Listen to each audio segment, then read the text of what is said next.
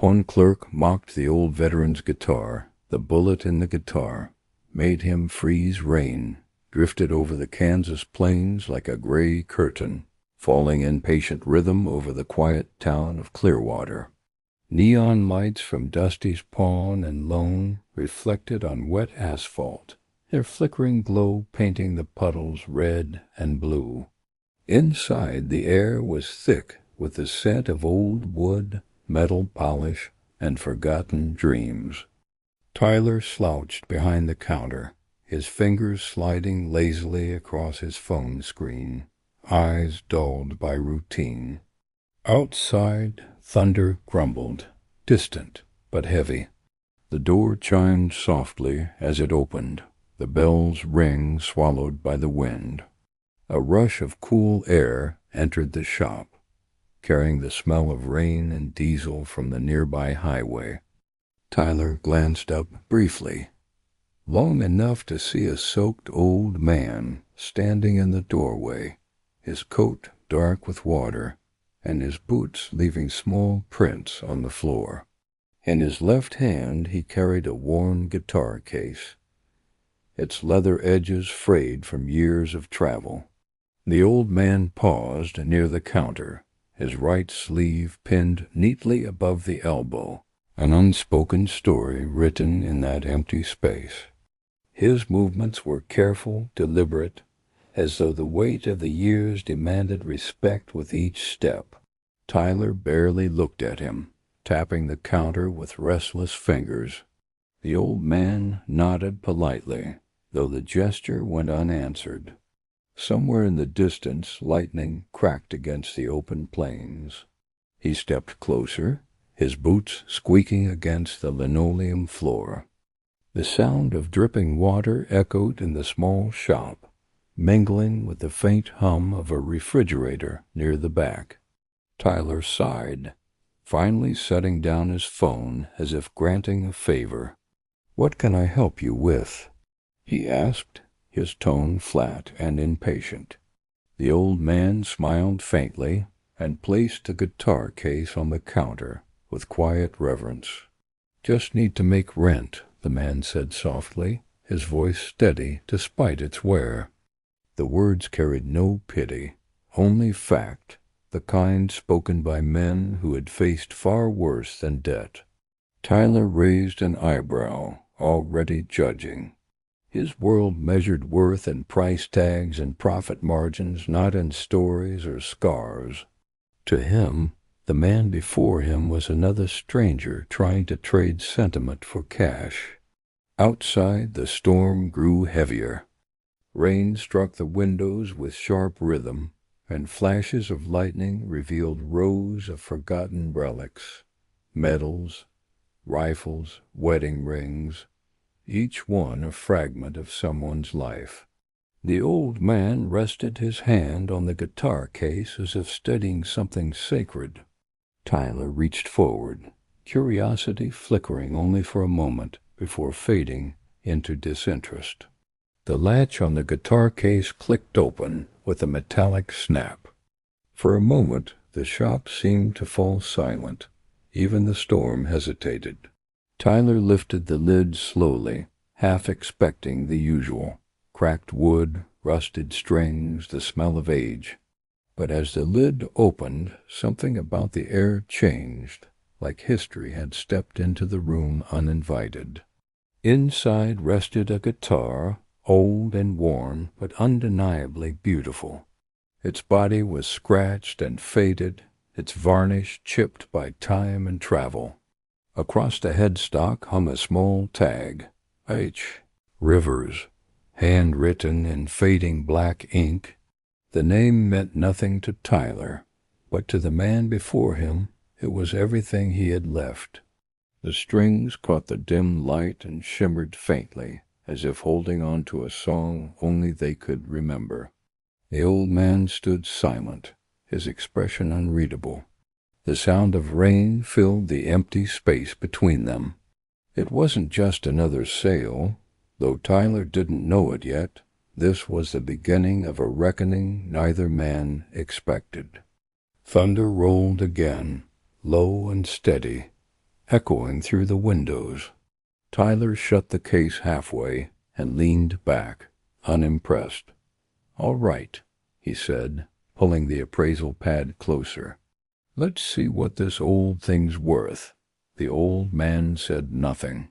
His eyes drifted toward the neon sign flickering outside, red, white, and blue, reflecting faintly in his tired eyes. The guitar rested on the counter like an old veteran at ease, bruised, proud, unyielding. Its oak surface was rough beneath the shop lights, every scar and groove a record of the life it had lived. Tyler leaned closer, brushing dust from the strings, listening to the faint echo that trembled through the hollow body. "It's seen better days," he muttered. The old man, Hank Rivers, didn't respond, his gaze steady and calm. Hank's face was carved by years of sun and sorrow. His jaw carried the quiet strength of someone who had learned to endure rather than explain. When he spoke, his voice was low, almost gentle. "That guitar's older than you, son," he said. "Been with me through fire and rain." Tyler chuckled under his breath, missing the weight behind the words. To him, sentiment was something you couldn't cash. Lightning flashed through the window, lighting the room in ghostly blue for a split second. Hank's shadow stretched across the counter, tall and unwavering. His one hand rested on the case, fingers rough and scarred. The shop's neon sign flickered behind him, reflecting faintly on the glass. Open 24 hours. For a moment, he looked like a photograph from another time. Tyler flipped the guitar over, inspecting its back for cracks. "You sure it even plays?" he asked. Hank gave a small smile, one that carried both pride and pain. "Played her every night in '69, he said. "Sounded better than any of us back then." Tyler shrugged, uninterested in war stories.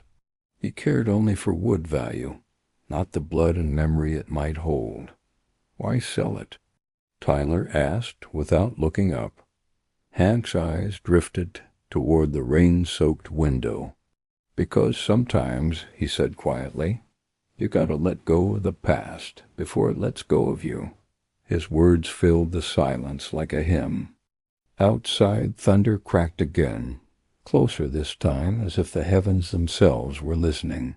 Tyler scribbled notes on his pad, writing meaningless numbers beside priceless memories. "All right," he said flatly. "Strings are rusted, wood's chipped. Maybe $50 if I'm generous." The words landed like stones. Hank nodded once, expression unchanged, though his eyes dimmed, not from surprise, but from familiarity. He'd been undervalued before. He reached for the case slowly, his hand trembling as he closed the lid. "That's all right," he murmured. "Didn't expect much."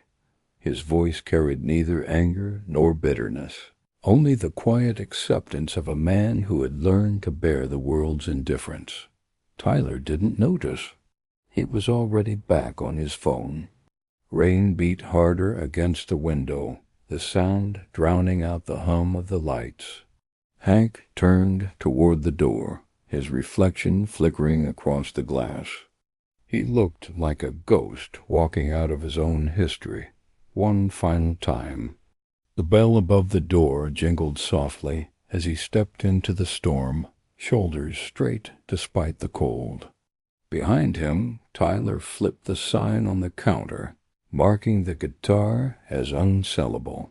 He didn't know why, but something about it didn't feel right. Maybe it was the way the old man carried himself, calm, proud, unbroken. He shook off the thought, convincing himself it was just another transaction. The door closed and the shop fell quiet once more. Only the faint smell of rain and old leather lingered. Outside, Hank walked slowly down the dimly lit street, the storm swallowing his silhouette. Lightning flashed, revealing for an instant the outline of a soldier's medals beneath his coat. Then darkness took him again. Morning light crept through the blinds of Dusty's pawn and loan, cutting stripes across the counter where the old guitar still rested. Tyler had left it there overnight, half out of laziness, half because something about it lingered in his mind. The air was thick with the smell of stale coffee and rain-soaked wood. He turned on the lights, sighing, ready for another day of routine indifference. The shop was quiet. Only the hum of the soda fridge and the faint buzz of the neon open sign filled the silence. Tyler stared at the guitar for a long moment before opening the case again. The wood glowed faintly under the lights, its grain deep and rich. He traced a finger over a long scar across the neck, wondering what kind of life it had lived. Then, almost to convince himself, he muttered, "Still just an old piece of junk." By mid-morning, Hank Rivers returned. His clothes were still damp from the day before, his expression calm but heavy. "Forgot my ID," he said softly, placing a worn wallet on the counter. Tyler nodded, businesslike. "All right, let's make it official." He slid a pawn slip across the counter, tapping the space for a signature. "You're sure you want to part with it?" Hank looked down at the paper, then at the guitar. For a long moment, he didn't answer. "Sometimes," he said, "you gotta trade one memory to keep another alive." Tyler frowned, not understanding nor caring to. He reached for the cash drawer, peeling off a few bills without counting. $50, he said flatly. The old man's eyes lingered on the money, then on Tyler's face. 50, Hank repeated quietly, almost to himself. "You can't even fill a tank on that anymore." There was no anger in his tone, just the sad humor of a man used to the world's small offers. He took the bills, folded them once, and slid them into his pocket. "Keep her safe, son," he said gently. "She's worth more than you think," Tyler smirked. "They all say that." Lightning flashed again outside, though the storm had passed hours ago. For a brief second, the light illuminated Hank's face, lined, proud, but tired. He nodded once more and turned toward the door. "Have a good one," Tyler called out automatically, his words hollow and routine. The bell above the door jingled as Hank stepped out into the gray Kansas morning. Tyler looked down at the guitar again, running his thumb across the body. The wood felt strangely warm, as if holding on to something alive. He ignored the feeling and wrote the tag, "Used guitar, low value." Beside it, he scribbled the name from the pawn slip, H. Rivers. The handwriting looked shaky, uncertain, like a man still learning how to write with one hand. The store phone rang, breaking his thoughts. He answered without energy, discussing some broken lawn mower someone wanted to sell. As the conversation dragged on, his gaze returned to the guitar case. It sat there silently, unmoving, yet it seemed to watch him like an old photograph left out too long. He turned it around, uneasy, and closed the lid. When the last customer left that evening, Tyler leaned on the counter, staring at the storm clouds building again over the plains. He thought about the old man's words, "She's worth more than you think." He brushed them off with a shrug, convincing himself it was sentimental nonsense. But deep down, something about that quiet dignity had unsettled him. He switched off the lights, locking the door for the night. Outside, thunder echoed faintly across the open fields. Tyler pulled his jacket close and glanced once more at the darkened shop window. The faint outline of the guitar case was still visible in the reflection, waiting, silent, like it had unfinished business. The next day arrived gray and still. The rain had stopped, but the air carried the heavy smell of wet soil and asphalt. Tyler unlocked the shop early, setting his coffee beside the register. He decided to photograph a few items for online listings, rings, old rifles, and finally, the guitar. He opened the case and adjusted the light, preparing to take the picture. That's when he saw it. Near the neck, beneath the varnish, was a small metallic glint. At first, he thought it was just a piece of rusted hardware. But when he tilted the instrument toward the light, the truth hit him. It wasn't rust. It was a bullet lodged deep in the wood, sealed there by time and memory. He blinked, leaning closer. "What the hell?" he whispered. He traced it with his fingertip, feeling the rough edge of metal beneath the scarred surface. A faint chill ran through him, though he couldn't explain why. "Old man must have dropped it or something," he muttered, trying to rationalize it away. But a part of him knew things like this didn't just happen by accident. Not this kind of mark. He snapped a photo of the bullet mark anyway, figuring it would prove damage for the online listing. Maybe 50 was generous, he said to himself, half smiling. Yet even as he wrote the description, his handwriting faltered. Something about calling it damaged didn't feel right. He erased the word, then wrote it again. The guilt was quiet, but growing. Around noon, the doorbell chimed. A police officer stepped inside, shaking the rain off his hat. "Morning," Tyler greeted, distracted. The man nodded, flashing a badge. "Officer Morales," he said. "Just checking your camera footage. There's been a string of break-ins nearby." Tyler pointed to the small monitor behind the counter and gestured for him to look. As Morales scrolled through the footage, his eyes caught on something. "Who's that?" he asked, pointing at the screen. Tyler glanced over. "Old guy came in yesterday," he said. "Sold me that guitar over there." Morales froze, leaning closer to the monitor. The name tag beneath the guitar read Hank Rivers. His expression shifted. "Did you say Rivers?" "Yeah, old dude, one arm, quiet type," Tyler said. "Why?" Morales turned toward the guitar, eyes narrowing. "Because my grandfather used to tell me stories about a man named Sergeant Hank Rivers. Said he was the kind who played guitar in the jungle, kept his men calm during firefights." Tyler frowned, glancing back at the bullet mark. "You're kidding." Morales shook his head slowly. "No. He said Rivers once used his guitar to shield his squad during an ambush. Took a bullet right through the neck of it, saved 3 men. The words landed heavy in the air. Tyler stared at the guitar, suddenly speechless. The faint glint of metal in the wood looked different now, less like damage, more like proof of courage. Neither man spoke for a long while.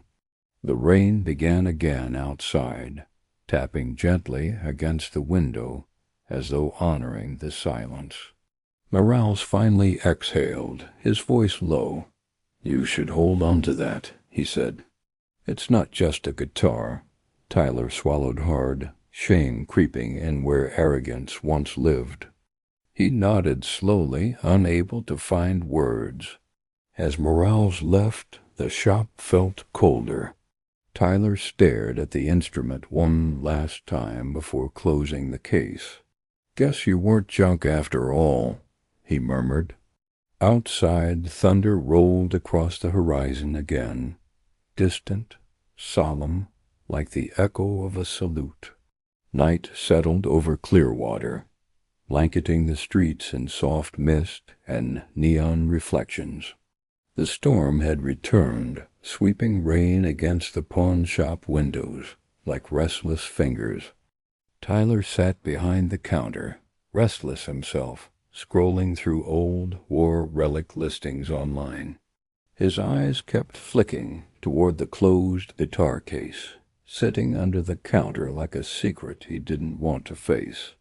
The door opened suddenly, letting in a rush of cold air and the scent of wet asphalt. Officer Morales stepped inside, wiping his boots on the mat. He was tall, broad-shouldered, with a calm confidence that spoke of experience.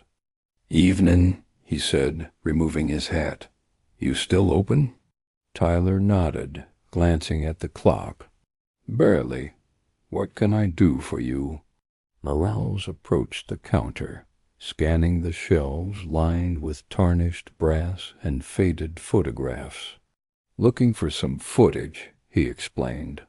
"We're tracking a few break-ins from last week.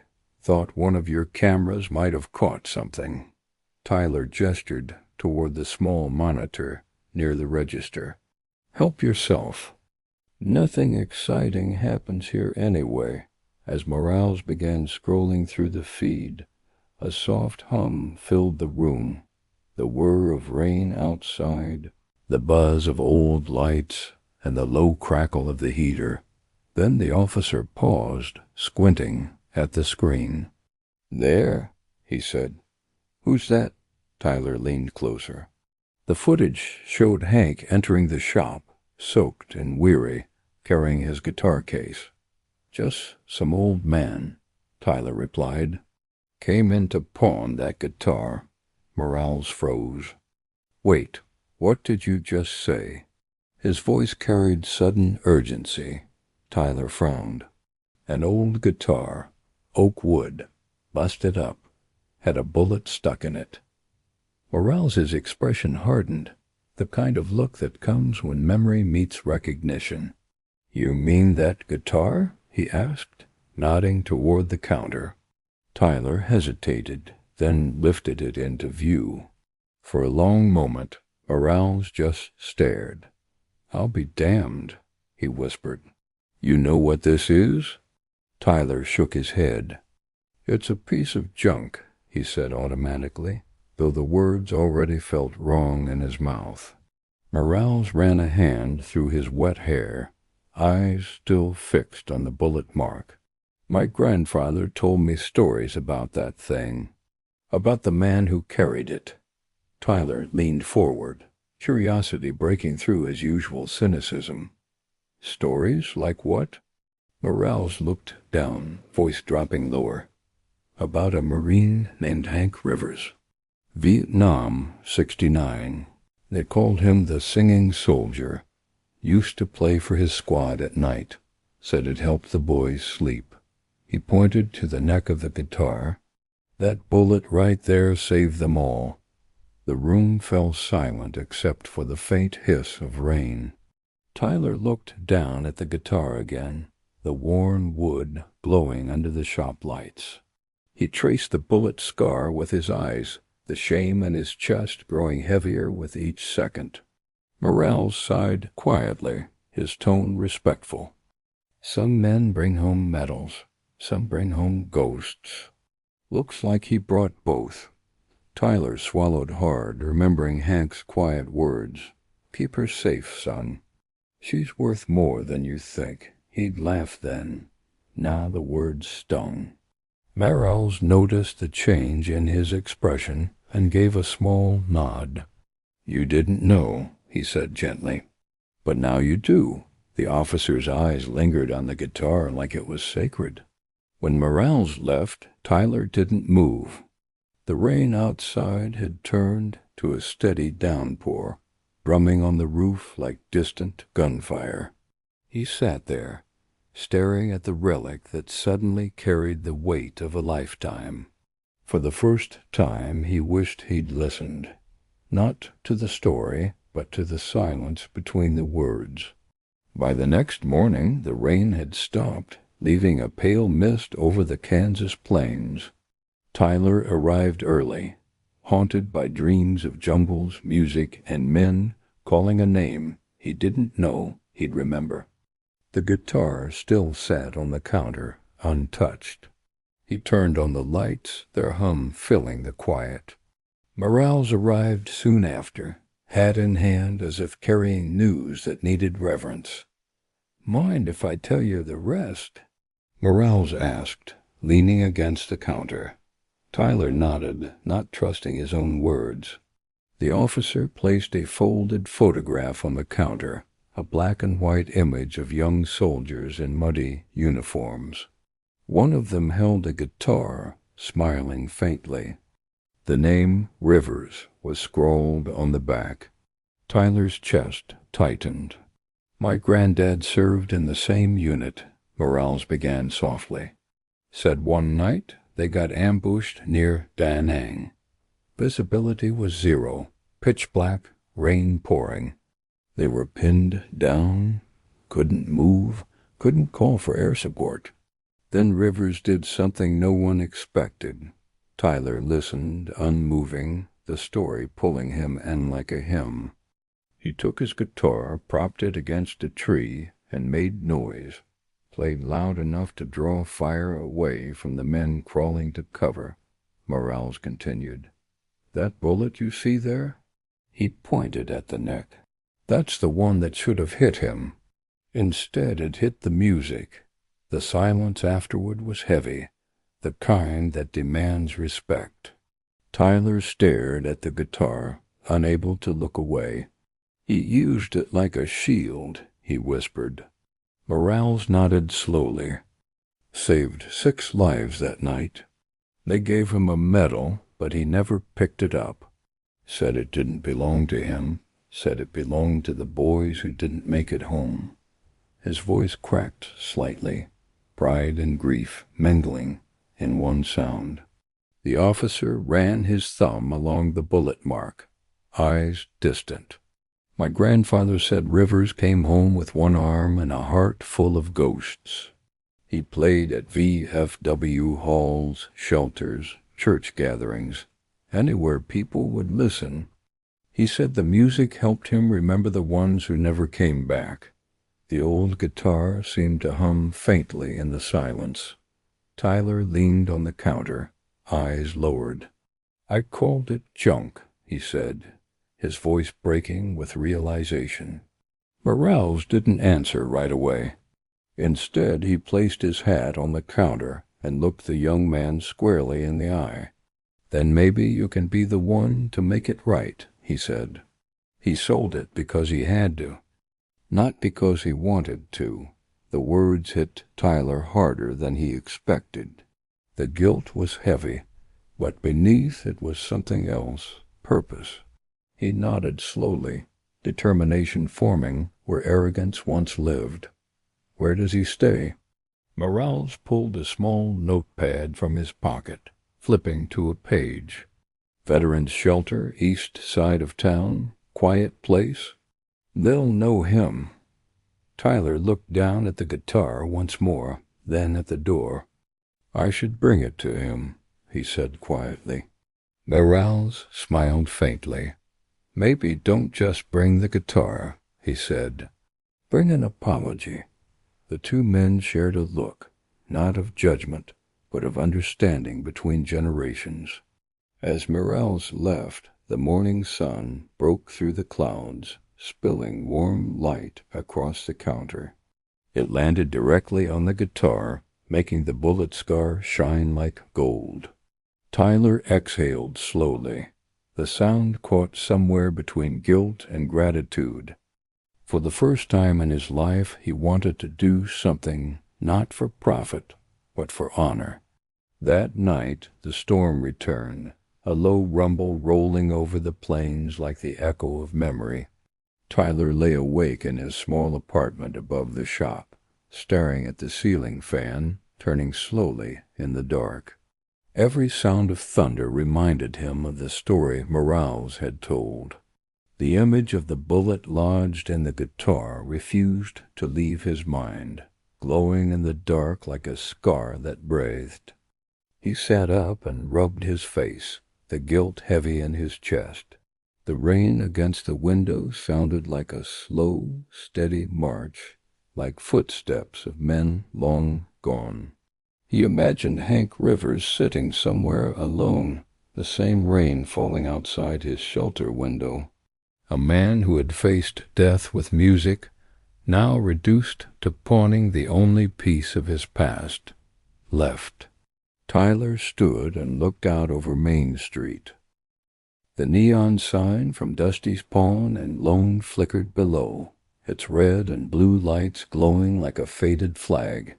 For the first time he saw it differently, not as a business, but as a symbol of how easily people traded meaning for money. He whispered under his breath, "You're right, old man. She was worth more than I thought." He tried to sleep, but every time he closed his eyes, he saw Hank's calm expression, that quiet acceptance of disrespect. There was no anger, no bitterness, just disappointment, that haunted him more than any curse could have. Tyler wasn't used to caring, but something about the man's dignity had broken through the armor of his apathy. By dawn, he couldn't take it any more. He dressed, poured cold coffee into a paper cup, and went downstairs to the shop. The world outside was still damp, the streets gleaming under the early light. When he turned the key, the door creaked open, releasing the familiar smell of metal and dust. The guitar sat where he had left it, silent but accusing. He lifted the case onto the counter and opened it carefully, as if afraid of disturbing something sacred. The light from the window fell across the wood, revealing every groove, every scar. He reached out, running his hand along the bullet mark. "I shouldn't have treated you like that," he murmured. It wasn't just to the guitar, it was to the man who carried it through hell and home. He sat there for a long time, staring. The store felt empty in a way it never had before. He thought about morals, about his grandfather's stories, about the soldiers who never came back. Somewhere in his chest, something shifted, pride giving way to humility. He decided he couldn't leave it like this. Tyler picked up the phone and called Morales. The officer answered grudgingly, his voice thick with sleep. "Sorry, man," Tyler said quickly, "but I need your help." Morales sighed, already sensing what this was about. "You want to find him?" Tyler nodded, though Morales couldn't see it. "Yeah, before that guitar gets sold off to someone who won't know what it is." There was a pause on the line, then Morales said quietly, "Meet me in 30. We'll start at the shelter." Tyler felt a strange sense of urgency rise inside him, a feeling he hadn't known in years. It wasn't about profit or guilt anymore. It was about making something right while there was still time. He hung up and looked one last time at the guitar. The morning light hit the bullet mark again, reflecting a faint golden shimmer. "Hang on, Sergeant," Tyler whispered. "I'm coming." Outside, the clouds began to part, revealing a sliver of blue sky breaking through the storm. Tyler's truck roared down the narrow Kansas roads, splashing through puddles left from the night's rain. Beside him, Officer Morales sipped black coffee from a paper cup, his uniform slightly wrinkled, his expression calm but focused.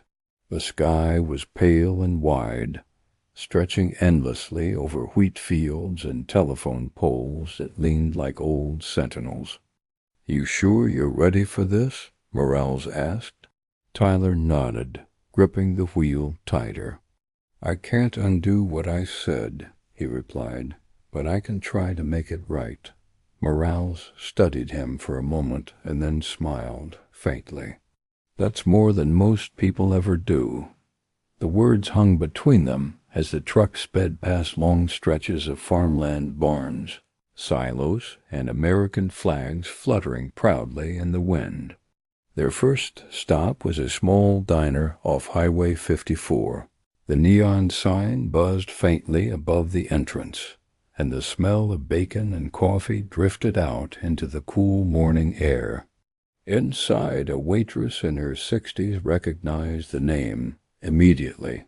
"Hank Rivers," she said, thinking. "He comes by sometimes. Plays guitar for the vets on Sundays."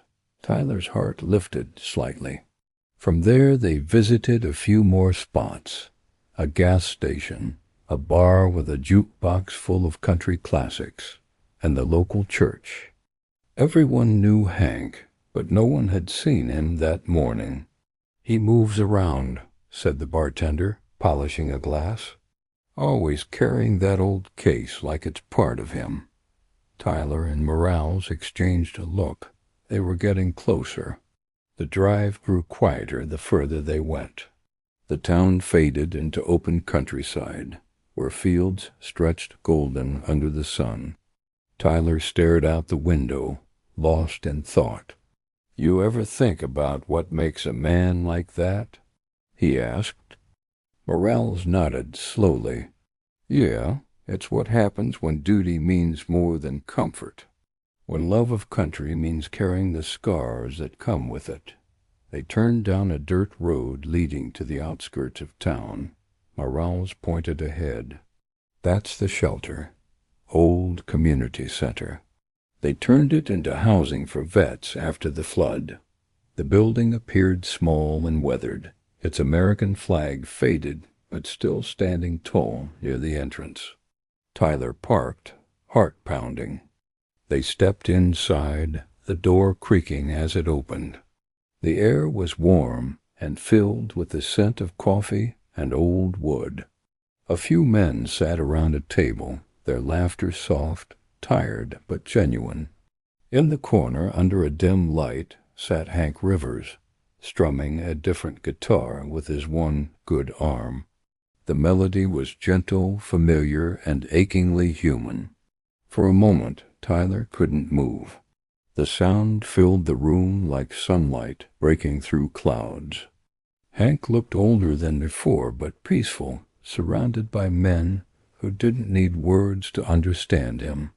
Morales placed a hand on Tyler's shoulder and whispered, "Go on." Tyler swallowed hard and stepped forward slowly. The song faded into silence as Hank noticed him. His fingers rested on the strings, and a faint smile touched his weathered face. "Didn't think I'd see you again, son," he said quietly. Tyler hesitated, his throat tight. "I came to say I'm sorry," he managed. Hank nodded once. "That's a good start." Behind them, rain began again, soft and forgiving. Tyler stood there, unsure of what came next, but certain this was where he needed to be. For the first time in years he felt something close to pride, not in himself, but in understanding the kind of men who built the country he'd taken for granted. The veterans' shelter sat on the edge of town, where the fields began to swallow the streets. The building was old but sturdy, its bricks darkened by decades of rain and sun. An American flag fluttered on a rusted pole out front, frayed at the edges but still proud. Inside, the air was thick with the smell of coffee, dust, and memories. It was a place built from endurance and quiet dignity. Tyler and Morales stepped through the doorway, their boots echoing softly on the worn wooden floor. A few men looked up from a table scattered with playing cards and half-eaten doughnuts. They were old, weathered, and calm, men who had seen more than they would ever say. One nodded politely, recognizing Morales in uniform. "Officer," he said simply.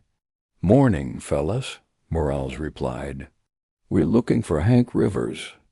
One of the men pointed toward the far corner. "He's over there," he said. Hasn't stopped playing since breakfast." Tyler followed the direction of his hand and froze.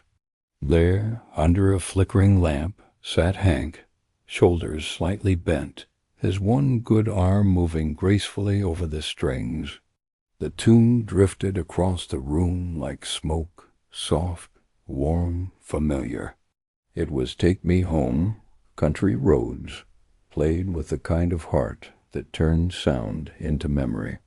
The men at the table fell silent, their faces turning toward the music. Even Morales paused at the door, his usual composure replaced by reverence. The melody felt like America itself, humble, wounded, but unbroken. Hank didn't notice them at first. His eyes were half closed, the song carrying him somewhere far away. A muddy camp, a younger man, a moment frozen in time. When the final chord rang out, it hung in the air long after his hand stopped moving. He sighed quietly and rested the guitar against his knee. "Guess that's all I've got left," he said to no one in particular. Tyler stood frozen, his throat dry. Every word he'd said in that pawn shop came back to him like echoes in a cave. The arrogance, the dismissal, the laughter. He wanted to speak, but the words wouldn't come. Morales gave him a gentle nudge, his voice low. "Go on, son. He deserves to hear it from you." The younger man took a hesitant step forward, his boots creaking against the floorboards. Hank looked up slowly, recognizing him immediately. His eyes didn't harden, they softened. "Well," he said calmly, "if it isn't the pawn man." The men at the table exchanged quiet glances, sensing the weight of the moment. Tyler swallowed hard, trying to steady his voice. "I came to make things right," he said. "About the guitar. About how I treated you." Hank studied him for a long moment, then smiled faintly. "Takes a man to admit when he's wrong," he said. "You're not the first to forget what this country cost, but it's good you remembered." His tone carried neither anger nor pity, only grace. Tyler wanted to apologize again, to say more, but words felt too small. Instead, he just stood there, hat in hand, eyes down. Hank gestured to the empty chair beside him. "Sit down, son. You don't owe me money. Just your ears." Tyler obeyed, lowering himself into the seat. Morales leaned quietly against the wall, watching the exchange like a man witnessing history repeat with mercy. Hank picked up his guitar again and began to play. The melody rose and fell like a heartbeat, filling the small room with something beyond sound, something sacred. Tyler sat still, listening, his guilt melting into respect. Outside, sunlight broke through the clouds, painting the room in gold. It felt less like mourning and more like redemption. For a long while, neither man spoke. The music had said what words couldn't. The shelter buzzed softly, with the sound of the rain easing off outside. Hank strummed a few last notes, then set the guitar down gently beside him. "You don't have to say it," he said quietly. "I've been around long enough to know what regret sounds like." Tyler looked up, his eyes tired but sincere. "You deserved better," he said. "Better than $50. Better than someone like me treating your story like it didn't matter." Hank chuckled softly, the sound warm and forgiving. "Son, I've been treated worse by people wearing medals. What matters is what you do now." The words sank deep. Tyler nodded slowly, the weight of shame turning into resolve. He leaned forward, elbows on his knees. "I want to make it right," he said. "I'll find a way to bring your guitar back." Hank smiled, shaking his head. "It's just wood and strings." The memory's what counts. But Tyler's eyes said otherwise. To him it had become more than an instrument. Morales stepped closer, resting a hand on Hank's shoulder. "We'll get it back," he promised. No man's story should end up in a storage crate. Hank's expression soft, his gaze distant. "Appreciate it," he murmured, "but I've already let her go once. Sometimes that's the only way to find peace." His words carried the quiet wisdom of a man who'd learned to live with loss. Tyler couldn't shake the feeling that returning the guitar wasn't about the object. It was about redemption. He needed to honor the man who had faced death with music and grace. "You said it got you through some nights," he said softly. "Maybe it can help other folks remember what men like you did." Hank smiled faintly. "Maybe," he said, "if they're still willing to listen." The men at the table watched quietly as the three spoke, their eyes reflecting the same unspoken understanding.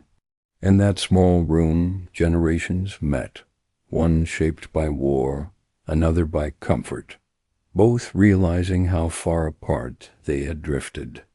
Tyler felt that gap closing with every word. For once, he didn't feel like a clerk. He felt like an American. As the conversation faded, Hank picked up his cup of black coffee and sipped slowly. The steam rose between them, carrying the faint smell of earth and time. "You know," he said, his voice low, "the hardest part isn't remembering what happened. It's watching folks forget." The line struck Tyler deep, and he knew it would stay with him forever. When it was time to leave, Tyler stood and extended his hand. Hank hesitated for a moment before shaking it, his grip firm despite the years. "Thank you for the lesson," Tyler said. Hank gave a small nod. "Then don't let it go to waste," he replied. The rain outside had stopped completely. The world washed clean again. As they walked to the door, Morales looked back at the old man. "You sure you don't want that guitar back?" Hank just smiled. "It already served its purpose," he said. "Let it remind someone else what freedom costs." Morales nodded silently. There was nothing left to add. The message was clear. Outside, the clouds had parted, revealing a deep blue Kansas sky. Tyler and Morales stood for a moment on the steps, neither speaking. The air smelled of wet soil and redemption. Behind them, Hank's faint strumming began again, drifting through the doorway like a prayer. For the first time, Tyler understood. Not everything lost is gone. Some things live on in the echo. 2 days later, the Kansas wind swept clean through Main Street, carrying the scent of rain-soaked earth and diesel. Tyler parked his truck in front of Dusty's pawn and loan, stepping out with purpose for the first time in years. The morning sun cast long, golden beams across the glass windows, catching dust motes that shimmered like tiny ghosts. Inside, everything looked the same, but nothing felt the same.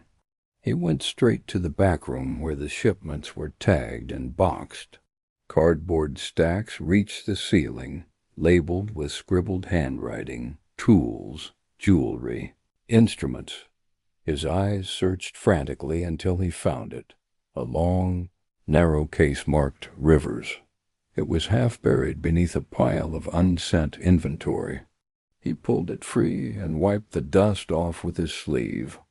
For a moment he just stood there, holding it. The weight wasn't much, but it felt immense. He ran his fingers along the case, tracing its scratches and scuffs like reading Braille, the story of a man's courage etched in wood and steel. When he opened it, sunlight from the window hit the bullet mark, and the light glowed faintly, like an ember refusing to die. Morales arrived a few minutes later, the sound of his boots echoing on the shop floor. "You found it," he said, smiling. Tyler nodded, his voice low. She was almost gone. Another day, and they'd have shipped her off to Wichita. Morales shook his head. Guess Providence had other plans. The two men exchanged a look that didn't need words. They packed the guitar carefully in a soft cloth, treating it like a relic. Tyler hesitated before closing the case again. "Feels wrong locking it up," he said quietly. Morales nodded. "Then maybe don't." The officer's tone was firm but kind. "You said you wanted to make it right, so let's go do that." Tyler exhaled, grabbed the case, and locked the door behind him. The drive to the shelter was silent, except for the hum of the engine and the distant cry of hawks circling the fields. The wind bent the tall grass like waves on an unseen ocean. Tyler looked out the window and murmured, "You ever feel like God gives you one shot to fix something?" Morales smirked. "Yeah, and if you don't take it, you spend the rest of your life wishing you had." When they arrived, Hank was sitting outside under the porch awning, his old guitar resting beside him. The morning light washed over him like a photograph from another time. He looked up, squinting, as the two men approached. "Didn't think I'd see you boys again so soon," he said, his tone half amused, half curious. Tyler swallowed and lifted the case. "I brought her home," he said. Hank stared for a long moment, then chuckled softly. "That old thing's seen more action than both of you combined," Morales smiled. "She's earned her rest, Sergeant." Hank reached out with his remaining hand, resting it gently on the case. For a moment his expression shifted. Pride, grief, gratitude, all in silence. "I think she belongs to history now," Hank said finally. "Let folks see her. Maybe it'll make 'em remember what freedom costs." His voice trembled slightly, not from weakness but from meaning. Tyler nodded, fighting back emotion. "I'll make sure they do." Hank smiled faintly. "Then you're doing your part, son." The three men sat there for a while, saying little. The breeze rustled through the nearby wheat fields, carrying the scent of wildflowers and summer dust. It wasn't a moment of drama, it was peace, quiet, and earn.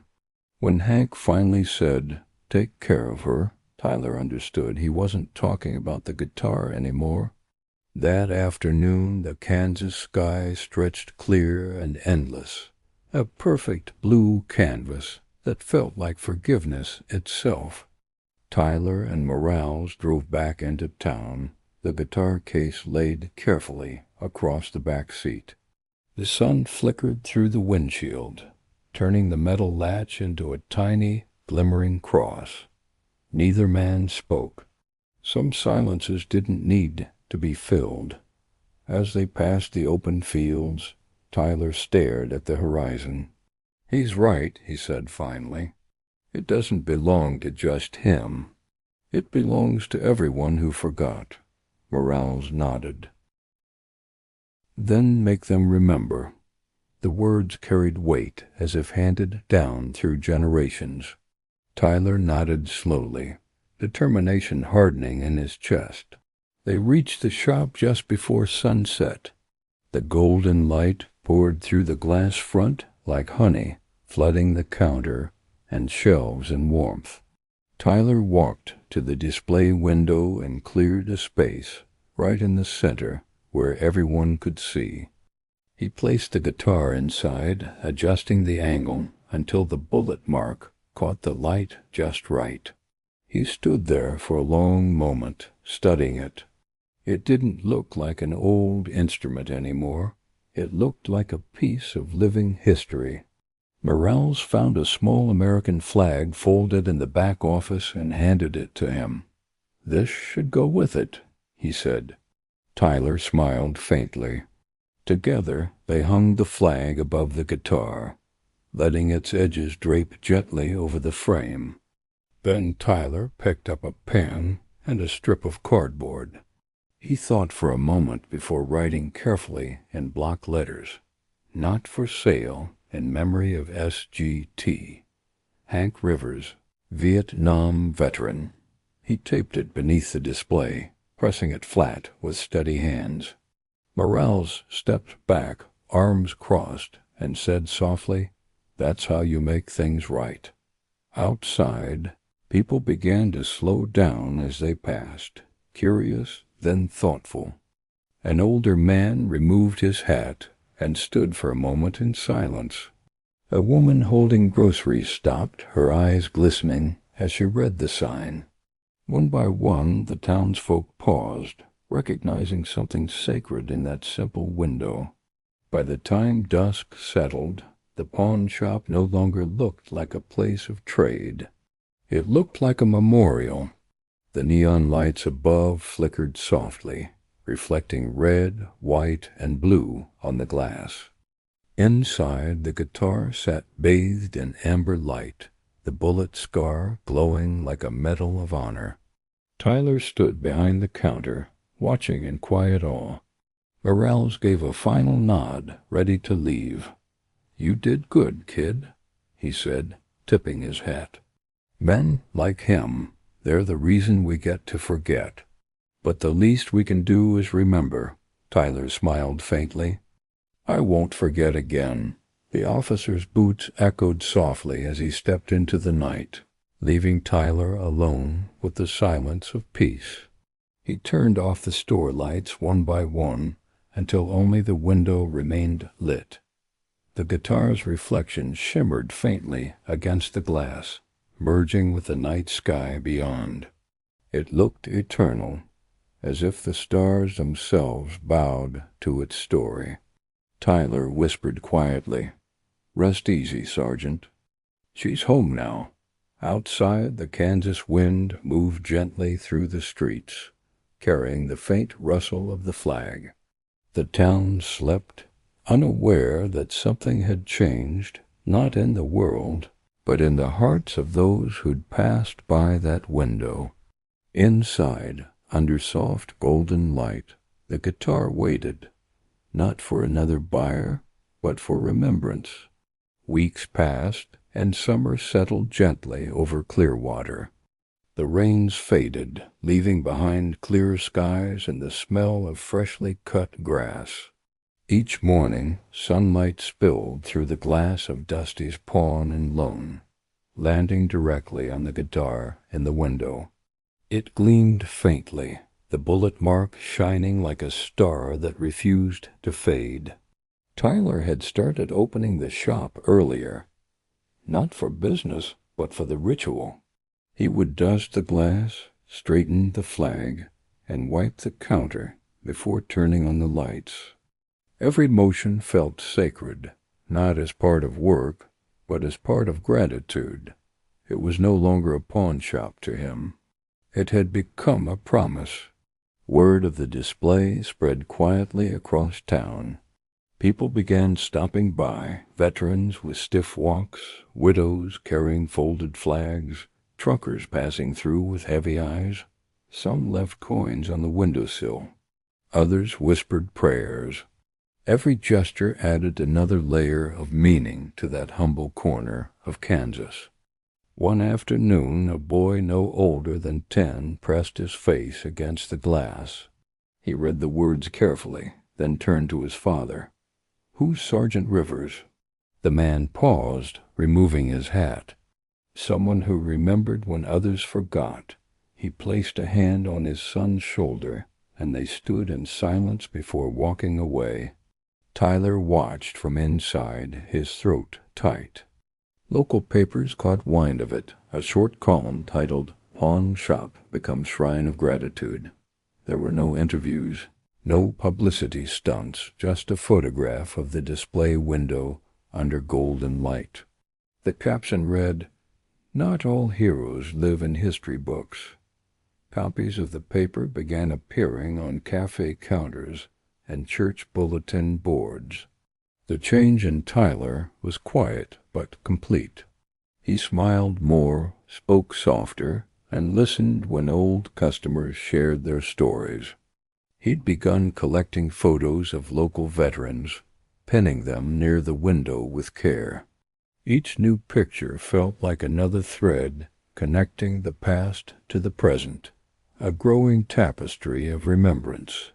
Morales visited often, usually in uniform. Sometimes he brought coffee. Other times he just stood by the window for a while. "You did good, son," he'd say, clapping Tyler's shoulder. "That's more honor than most folks ever build in their lives." Tyler never knew how to respond. He just nodded, grateful that someone like Morales understood. One morning a soft letter arrived with no return address. Inside was a small silver pen, a Purple Heart replica, and a note written in shaky cursive. For Sergeant Rivers, and for the man who remembered him. Tyler placed the pen beside the guitar, his eyes misting over. Some debts, he realized, are paid in silence. As dusk fell that evening, the last light of day touched the flag above the display. The red deepened, the white glowed faintly, and the blue darkened into the color of the Kansas sky. Tyler turned off the lights and stood there for a moment longer, watching the reflection of the flag over the guitar. In that moment the world felt still, as if saluting. Outside, fireflies flickered across the fields, their glow dancing like tiny lanterns of memory. The guitar sat beneath the flag, unplayed but alive in its own way. It no longer belonged to one man or one war. It belonged to everyone who had ever given more than they got, and to the few still humble enough to remember. Autumn arrived quietly, painting the Kansas plains in amber and gold. The air carried the scent of harvest, wood smoke, and change. Leaves fell gently outside the veterans' shelter, covering the porch like confetti after a long parade. Inside, men gathered for morning coffee, their laughter subdued but warm. It was there that Morales received the news. Hank Rivers had passed away in his sleep the night before, peacefully, without pain, just as he'd lived the last of his years. The nurse said he'd been smiling when they found him, a folded flag resting near his bed. Word spread quickly through the small community. Even those who didn't know him personally felt the weight of his departure. Morales drove straight to the shelter, his jaw set, his heart heavy. On the bedside table, he found a small envelope addressed simply, "For whoever remembers." Inside was a handwritten note in uneven script. "Play it loud, boys. Freedom's song never ends." Morales stood there for a long moment, head bowed, before tucking the letter into his pocket. By sunset he drove to Dusty's pawn and loan. The town was quiet, bathed in orange light that made everything glow like old film. Tyler looked up as Morales entered, recognizing the silence on his face. "He's gone," the officer said simply. Tyler didn't reply. He didn't have to. Some truths don't need sound to be understood. Morales pulled the folded note from his pocket and handed it to him. Tyler read it slowly, his eyes tracing every word as though it were sacred. Then, without speaking, he crossed to the window and taped the note beside the guitar. The paper fluttered softly against the glass as the flag above it moved with the evening breeze. The two men stood in silence, side by side, watching the sun drop behind the plains. The golden light turned the guitar's bullet mark into a streak of fire. Morales exhaled deeply, the sound carrying the ache of respect. "You think he knew how many lives he touched?" Tyler asked quietly. Morales smiled faintly. Men like him don't count, son. They just give. Outside, a few locals gathered by the window, unaware of what had just happened, but drawn by something they couldn't name. One old man removed his hat. A mother placed her hand on her child's shoulder. Together they stood, eyes fixed on the display, as if the town itself understood that a hero had gone home. Inside, Morales placed his hand over the counter and whispered, "Rest easy, Sergeant." Tyler nodded, still staring at the guitar. "He finally made it home," he said softly. The flag's reflection shimmered across the glass, merging with the last light of day. The image looked almost alive, red, white, blue, and eternal. The shop was silent except for the soft ticking of a wall clock. Morales turned to leave, pausing at the door. "Keep that light on tonight," he said. "Let folks see what a hero looks like." Tyler nodded again. When the officer left, he switched off every light except the one over the display. The guitar gleamed like a candle in the dark. Outside, the town fell quiet under the Kansas night. The flag swayed gently in the wind, brushing against the window as if saying goodbye. Inside, the note rustled faintly beside the guitar. "Freedom's song never ends." Tyler stood alone, hat in hand, whispering one final word. "Amen." The morning after Hank's passing was still and golden, the kind of Kansas dawn that feels both heavy and holy. A faint mist hung over Main Street, softening the edges of the familiar. Tyler arrived at Dusty's pawn and loan before the sun was fully up, his boots crunching on the gravel as he unlocked the door. Inside, the air felt different, quiet but alive, like the calm after a final salute. He turned on the single light above the window. The guitar glowed softly beneath the flag, the bullet mark catching the early sunlight. The note beside it fluttered gently, whispering its message through the silence. "Freedom's song never ends." Tyler stood for a moment, hat in hand, the words echoing through him like scripture. The town woke slowly. A milk truck rumbled past. The diner opened its doors, letting out the smell of coffee and grits. A few pedestrians paused by the window, some new, some returning. None of them needed an explanation. They just stood there for a few seconds, heads bowed as though saying good morning to an old friend they'd never met. Tyler brewed a pot of coffee and sat behind the counter, staring out the window. He thought about the man he'd once dismissed, about his calm eyes, his patience, his grace. There was something about Hank's kind of strength that couldn't be bought, taught, or forgotten. It came from sacrifice, the kind that built the very freedom people took for granted. He opened the shop late that day. Business could wait. When the bell finally rang, the first customer didn't ask to buy anything. It was a middle-aged woman holding a folded photo of her father in uniform. "He served in Nam, too," she said softly. Tyler smiled and pointed toward the guitar. "Then he served with him in spirit." Her eyes filled with tears. As the day went on, more people came, not to trade, but to remember. The pawn shop had become a place of reverence, where stories of bravery were shared between strangers over coffee and silence. Tyler listened to them all, never interrupting, just learning. Every story felt like another verse of the same song Hank had left behind. That evening, Morales stopped by in plain clothes. He stood quietly beside Tyler, watching the sunset spill across the display. "Funny thing," he said softly.